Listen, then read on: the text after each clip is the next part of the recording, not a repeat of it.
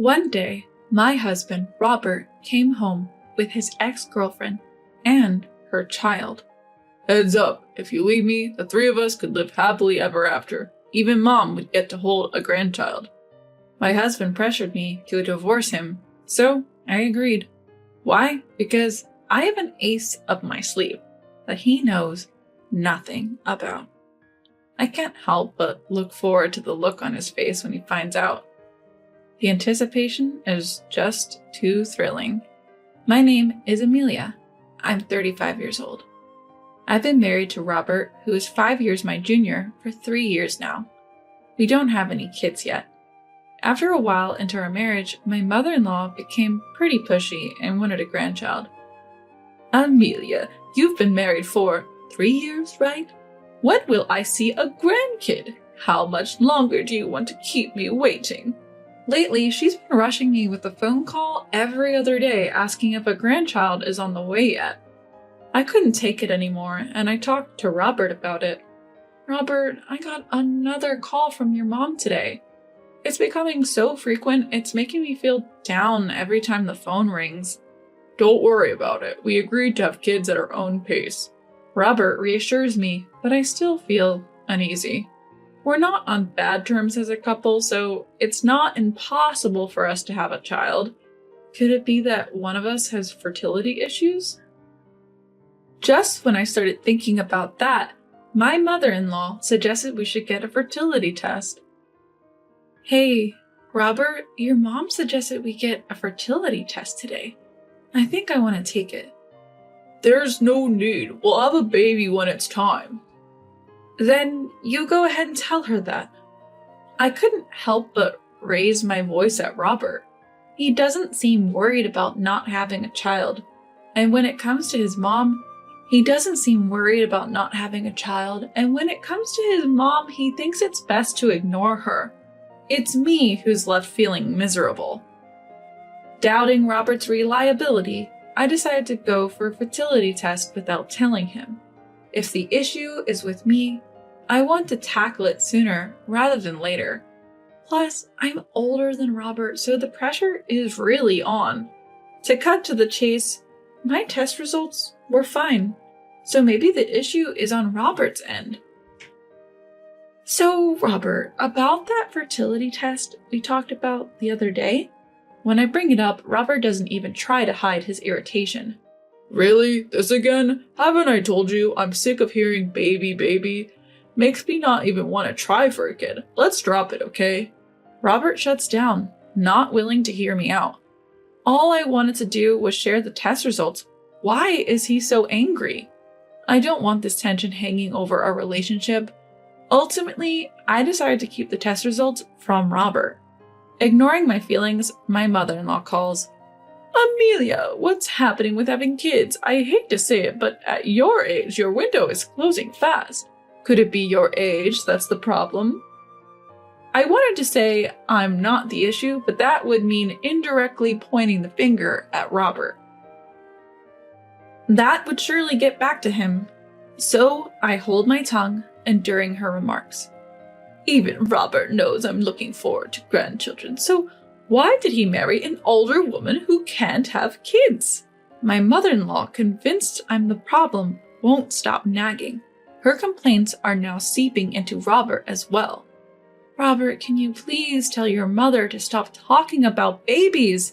It hurts to be talked about like that when I want kids too. Not only has mother-in-law been bad-mouthing me, but now even Robert is starting to blame me. Well, Mom has a point.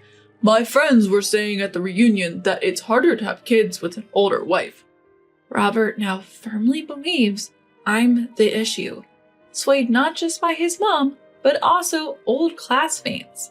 At this point, there's no way I can ask him to get tested. Eventually, every time he goes to his parents' house, he starts ridiculing me alongside mother-in-law. Today, once again, mother-in-law speaks loudly enough for me to hear. Why did you choose an older woman, Robert? I thought for sure you'd marry Isabella from college. She's the same age and looks healthy. You'd probably have a grandchild or two by now. Robert responds with a laugh. Seriously, if I'd known Amelia couldn't have kids, I never would have married her. I really picked the wrong person, huh?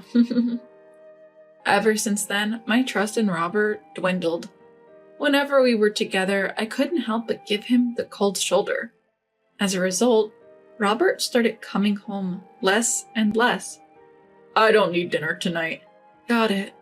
It seemed Robert was hanging out with his old friends almost every night. But eventually, whether he got tired of it or ran out of spending money, he stopped going out at night altogether.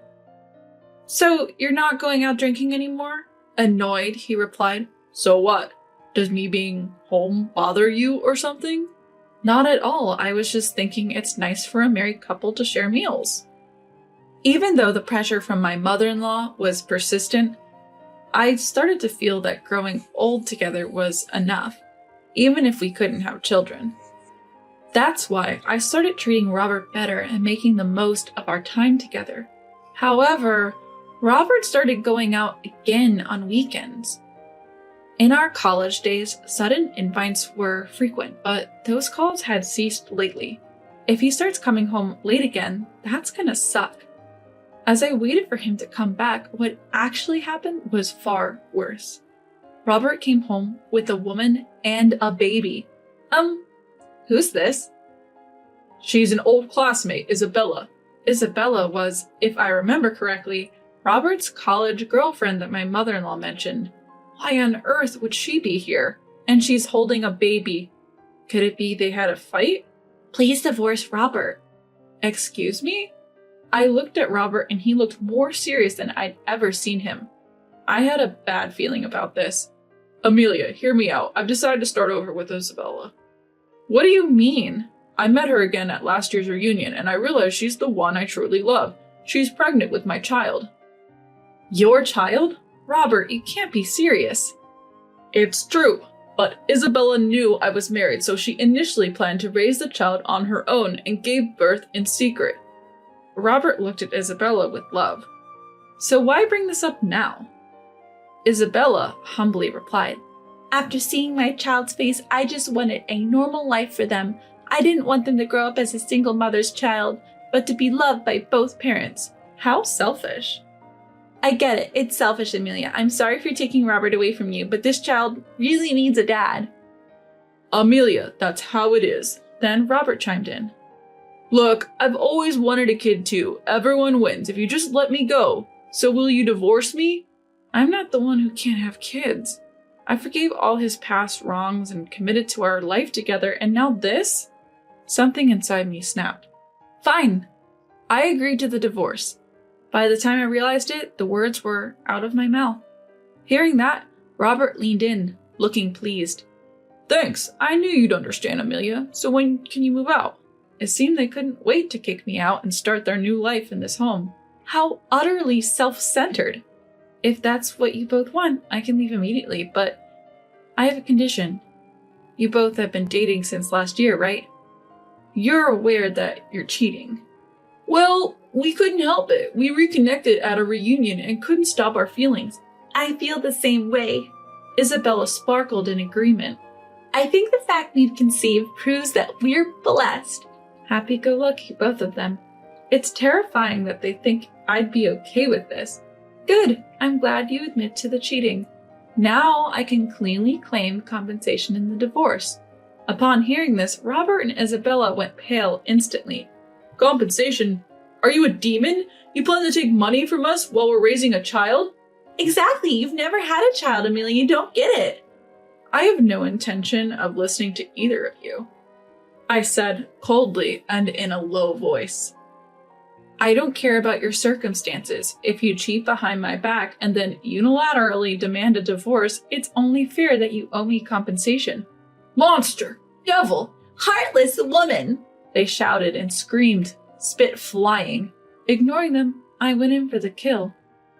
If you can't afford to pay, why not ask mother-in-law? She's been dying to see her grandchild. She'd probably be happy to help.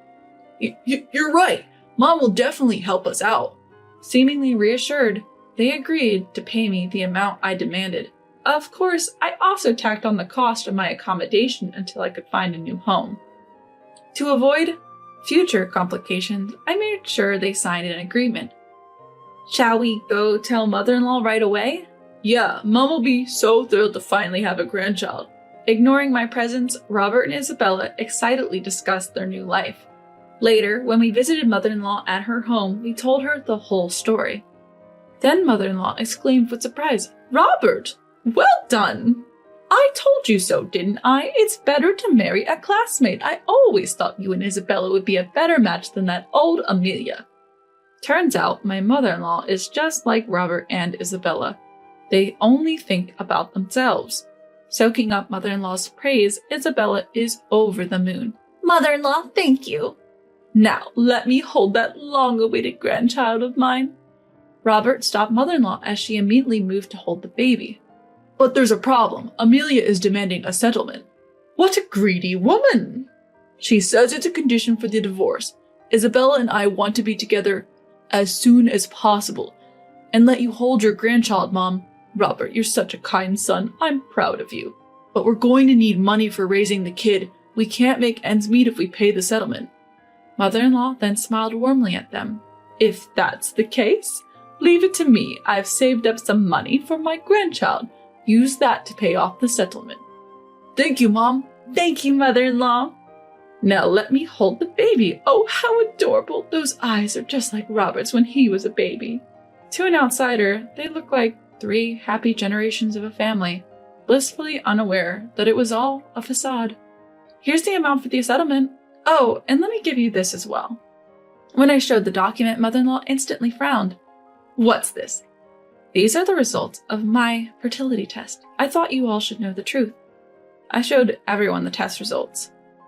No problems. Then why haven't you had children yet? Smiling widely, I answered mother-in-law's astonishment. Could it be because the issue was with Robert? What are you talking about? He clearly can have kids, right, Isabella? Yes? Isabella was visibly flustered. For the clueless people, I gave another hint. When did Robert reunite with Isabella at the reunion? It was last year, so about 6 months ago. Mother-in-law pulled out an invitation postcard from the drawer. Yes, indeed, 6 months ago. Wait. It seems mother-in-law finally caught on. Hold on. You guys met again at the reunion, right? Yeah, it was the first time we had reunion in like 10 years or more. And yet, Isabella has already given birth. The timing doesn't add up. Sensing that she's been caught by her mother-in-law, Isabella starts making excuses. Oh, well, this baby was born much earlier than his due date. How many months old did you say he is? To mother-in-law's question, Robert proudly responds, "He's just 1 month old. He's going to get cuter and cuter." Then mother-in-law says with a stern face, "So that means he was in Isabella's belly for less than 5 months?" What? Isn't that how pregnancy works? Don't be ridiculous. Pregnancy lasts 40 weeks, which is basically 10 months. A baby being in the womb for only 5 months doesn't make sense. Mother-in-law, filled with anger, confronts Isabella. What is going on here, Isabella? Realizing she can't talk her way out of this, Isabella finally comes clean. Fine, the truth is the baby isn't Robert's, but at this point, who cares? He's a cute baby. Doesn't that count for something? Hearing this, mother-in-law shouts at Isabella.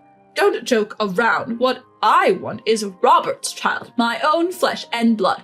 I will never accept a child from some stranger. Robert seems to finally grasp the situation. Isabella, you lied to me? You said we were soulmates, that God gave us this baby. Enough of this. I'll tell you the real story. Isabella starts to speak her mind. This child is from my ex-boyfriend, the one after Robert, but he was a terrible man and disappeared as soon as he found out I was pregnant. That's why I was looking for a new dad for him at our reunion. You're kidding. And you, Robert, fell right into my trap. I thought I was lucky, but who knew you'd be infertile and make things this complicated? Annoyed, Isabella stands up, holding her baby, ready to leave. I should have picked a different guy. Alimony sounds complicated, and you've got an annoying mother-in-law. I'll find another man to be this child's father. Wait, where do you think you're going? I won't let Isabella go scot-free. Isabella taunts back at me as I hold her back. What? If I break up with Robert, then I'm not involved anymore, right? Just go on with your life, or maybe you two should just reconcile quickly. It's too late for that. Because of you, I have no intention of reconciling with Robert. You stole another woman's husband. You'll have to pay the price. The price? I thought Robert's loving, kind mother would cover the alimony. Do you want more money or something? Just as expected, my mother-in-law immediately rejected the idea. No way! Why would I pay any compensation? That child isn't even my grandchild. Even Robert and Isabella started to panic. Mom, you said earlier you'd help us. Yeah, Auntie, you said you had savings. My savings are for my grandchildren, not some random kid. You two better figure this out yourselves. I can't afford to pay $10,000 or $30,000. Too bad. I've got a signed agreement. Then Robert tried to sweet talk me. Look, Amelia, we've been doing just fine without kids. Can't we just start over? I already told you, I have no intention of starting over with you. If you fail to pay, I'll take legal action. You can't be serious. We've been doing well so far. Who ruined that? You did! Before I knew it, I was yelling at Robert. I thought even if we couldn't have kids, we'd still be happy together. But you listen to your mom, cheat on me, and the kid isn't even yours? You're pathetic. Then can't we just be happy from now on? Shut up! I will never get back together with you. Go live your life with your dear mother. You and I are now strangers. Amelia, you can't be serious. Ignoring his pleas, I left Robert's family home. I'll never come back here. I quickly packed up my things and moved out. Robert doesn't know where I'm going, so I'll never have to see his face again. Soon enough, I started a new life in a rented apartment. Maybe it was the mention of legal action, but Robert and Isabella did end up paying the compensation. I didn't have to worry about money. I have no idea what became of them. The payments came from separate accounts, so they must have broken up. As for whether Robert remarried, I don't know, but it's certain he still has no kids. His mother will likely never hold a grandchild or use her savings. It does make me feel a bit sad for her.